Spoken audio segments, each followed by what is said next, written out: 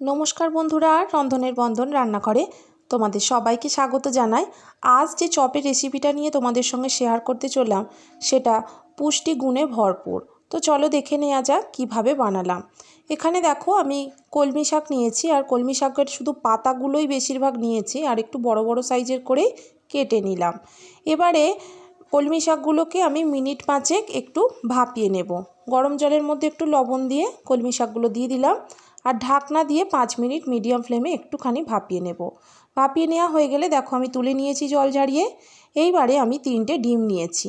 ডিমগুলোকে মাঝখান থেকে অর্ধেক করে এইভাবে কেটে নেব।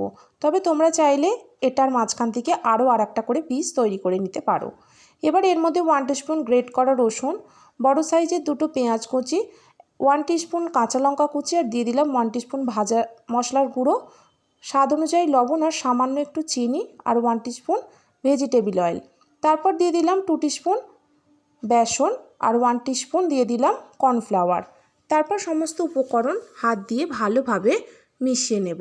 কর্নফ্লাওয়ার আর বেসনের পরিমাণটা যদি তোমাদের আর একটু লেগে থাকে তাহলে দিতে পারো। মোটামুটি একটা মণ্ড তৈরি করা যাবে এই রকম। এইবার হাতটা ভালোভাবে পরিষ্কার করে ধুয়ে নিয়ে মণ্ডর মাঝখানে ডিমটা দিয়ে আবারও ডিমের মতন করেই শেপ দিয়ে প্রত্যেকটা বল তৈরি করে নিলাম।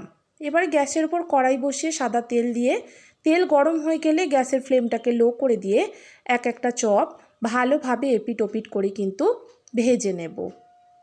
ভালোভাবে ভাজা হয়ে গেলে তুলে নেব।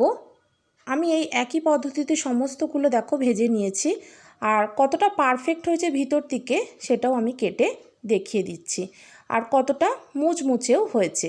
বাচ্চা বড় সবাইয়ের খুবই পছন্দের, অথচ পুষ্টিগুণ সমৃদ্ধ এই চপটি একবার বাড়িতে বানাও। কেমন হয়েছে জানিও। ভালো লাগলে আমার চ্যানেলটিকে একটু লাইক এবং সাবস্ক্রাইব করো। সবাই ভালো থেকো, সুস্থ থেকো। আজ এই পর্যন্তই। ধন্যবাদ।